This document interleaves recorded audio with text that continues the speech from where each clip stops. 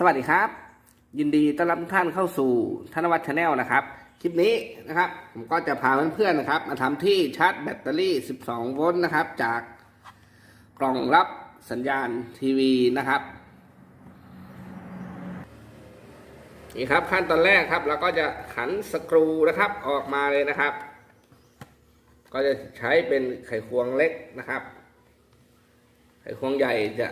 เสียบลงไปไม่ได้นะครับ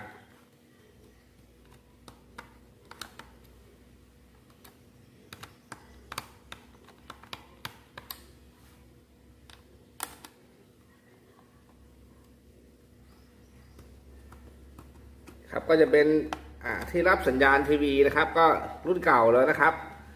ถ้าเราเปลี่ยนใหม่นะครับอย่าไปทิ้งนะครับนำมาใช้ประโยชน์ได้นะครับนอกจากทำที่ชาร์จแบตเตอรี่แล้วนะครับก็สามารถนำมา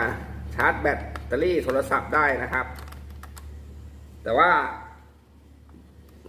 จะทำการชาร์จไม่เหมือนกันครับก็คลิปก่อนหน้านี้ผมก็ทำการแนะนำนะครับวิธีการชาร์จแบตเตอรี่มือถือนะครับ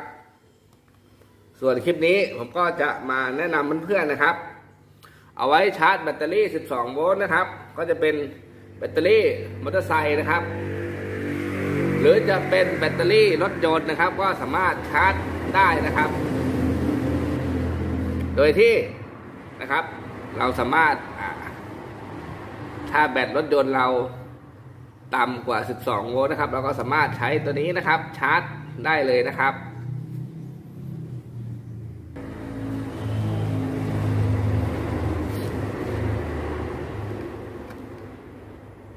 แล้วก็ทำการ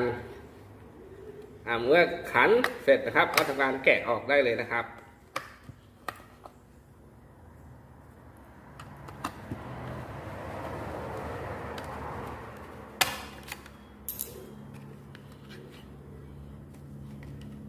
นี่นะครับเมื่อเราทำการแกะออกมาครับเราก็จะเห็นว่าตรงนี้นะครับ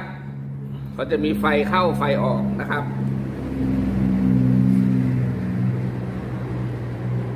สามารถถอดได้นะครับตรงนี้นะครับ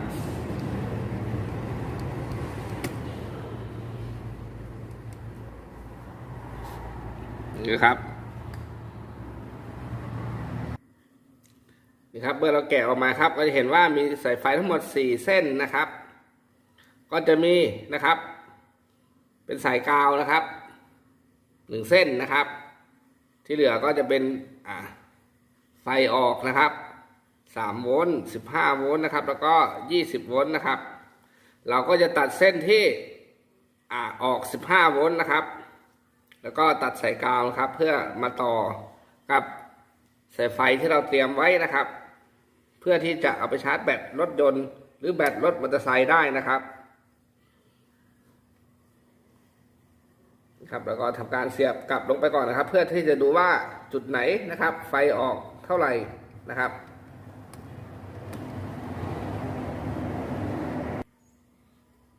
นี่นะครับเรามาดูกันนะครับ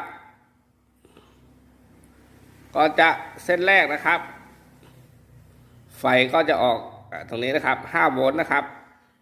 ส่วนเส้นที่2ตรงนี้นะครับก็จะเป็นสายกาวนะครับแล้วก็เส้นที่3นะครับก็จะออก15โวลต์นะครับ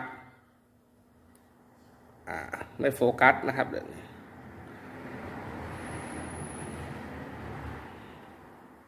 ครับออก15โวลต์นะครับส่วนอีกตรงกลางก็เป็นสายกาวเหมือนกันนะครับแล้วก็สุดท้ายก็20โวลต์นะครับเราจะใช้นะครับตรง15โวลต์นะครับออกมาครับเพื่อที่จะเอามาชาร์จแบตเตอรี่นะครับแล้วก็สายกาวนะครับเส้นที่2นะครับนี่นะครับเมื่อเราดูนะครับจนแน่ใจนะครับเราก็เห็นว่าเส้นที่2ครับคือสายกาวนะครับแล้วก็เส้นที่3คือสายไฟออก15โวลต์นะครับเราก็ดึงออกมาเลยนะครับ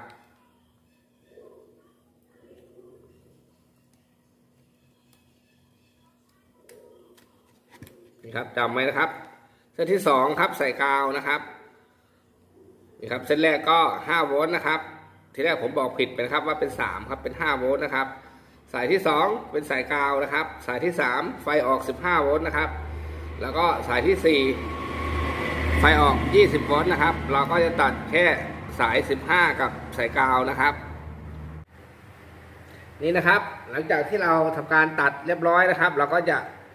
ใช้นะครับสายไฟต่อนะครับก็คือเส้นที่2คือสายกาวนะครับจำไว้นะครับอย่าลืมนะครับส่วนเส้นที่3ก็ไฟออก15โวลต์นะครับเส้นที่4ไฟออก20โวลต์นะครับส่วนเส้นที่1ก็ไฟออก5โวลต์นะครับต่อไปครับเราก็จะทำการต่อนะครับผมก็จะเอานะครับสายสีดำนะครับมาต่อกับเป็นสายกาวนะครับนี่นะครับสายกาวก็คือเป็นสายสีเหลืองนะครับที่ติดกับกล่องรับสัญญาณทีวีเรานะครับก็ถ้าใครมีหัวแหลงนะครับใช้หัวแหลงครับถ้าใครไม่มีก็สามารถเอามาต่อกันแล้วก็ใช้เทปกาวติดได้เลยนะครับนี่นะครับตอนนี้เราก็ได้ทำการต่อเสร็จเรียบร้อยนะครับส่วนตรงนี้นะครับเราไม่ได้ใช้ครับเราก็เสียบไว้ที่เดิมนะครับไม่ต้องไปตัดออกนะครับเพราะเผื่อเราจะต้องการกลับมาใช้กล่องรับสัญญาณเรานะครับก็เสียบไว้ที่เดิมนะครับการต่อครับเราจะต่อสายไฟจากออกมาตรงนี้ครับก่อนที่จะเข้านะครับตัดต่อเลยนะครับเดี๋ยวต่อไปครับผมก็จะใช้มิเตอร์นะครับวัดให้ดูว่าไฟนะครับที่เราต่อไว้นะครับจะออกเท่าไหร่นะครับก็สามารถนำไปชาร์จแบตเตอรี่12โวลต์นะครับ8แอมป์นะครับได้นะครับส่วนแบตรถยนต์นะครับก็จะชาร์จได้ก็คือการกระตุ้นแบตนะครับเผื่อแบตเราจอดไว้นานนะครับแล้วก็แบตเราอาจจะไฟไม่พอครับก็สามารถเอาตรงนี้นะครับไปกระตุ้นนะครับแล้วก็ทำการชาร์จแล้วก็สตาร์ทได้เลยนะครับเดี๋ยวเรามาวัดไฟกันดูเลยนะครับครับก่อนที่เราจะทำการทดสอบนะครับแล้วก็ประกอบกับคืนซะก่อนนะครับนี่ครับถ้าใครไม่มีช่องว่างให้เราเอาสายออกครับก็สามารถใช้มีดนะครับ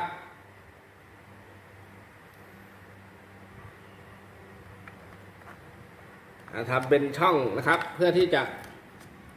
นำสายไฟออกมานะครับ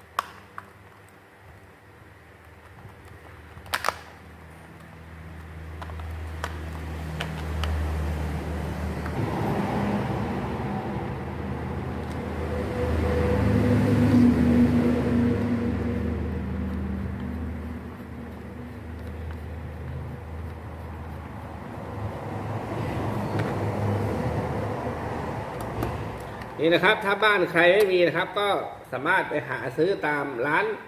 รับซื้อของเก่านะครับเพราะว่าบางท่านก็ไม่รู้นะครับก็ขายทิ้งมานะครับเราก็ไปซื้อในราคาถูกๆนะครับก็สามารถเอามาดัดแปลงใช้ได้นะครับก็สามารถชาร์จได้ทั้งแบต12โวลต์นะครับหรือจะชาร์จโทรศัพท์มือถือเรานะครับ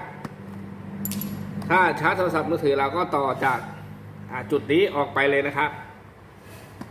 นี่ครับแล้วก็ประกอบเรียบร้อยนะครับเดี๋ยวต่อไปนะครับเรามาทดลองวัดกระแสไฟดูนะครับนี่นะครับตอนนี้เราก็ทำการเสียบไฟที่กล่องแล้วนะครับต่อไปครับผมก็จะวัดกระแสไฟให้ดูนะครับ ครับก็วิธีการอ่านก็คือแถวที่สองนะครับแถวข้างล่างนี้ครับแถวที่สองนะครับที่เราจะดูนะครับก็คือแถวนี้นะครับกี่โวลต์นะครับเดี๋ยวเราก็ทำการวัดดูเลยนะครับเพื่อนดูนะครับนี่ครับไฟมา15โวลต์นะครับก็คือมันนี้10โวลต์นะครับ15 20นะครับคือดูแถวข้างล่างนะครับก็มาประมาณนี่ครับ14-15โวลต์นะครับก็สามารถชาร์จแบตเตอรี่นะครับของรถมอเตอร์ไซค์ครับประมาณ8แอมป์นะครับถ้ารถยนต์เราก็สามารถชาร์จเพื่อกระตุ้นนะครับ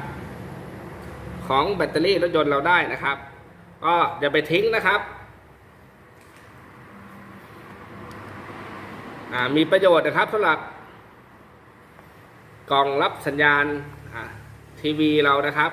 ก็สามารถดัดแปลงเอามาทำเป็นที่ชาร์จแบตเตอรี่นะครับง่ายๆนะครับก็หวังว่าคลิปนี้จะมีประโยชน์ต่อหลายๆท่านนะครับถ้าชอบก็กดไลค์นะครับถ้าใช่ก็กดแชร์นะครับสำหรับคลิปนี้ก็กล่าวคำว่าสวัสดีครับ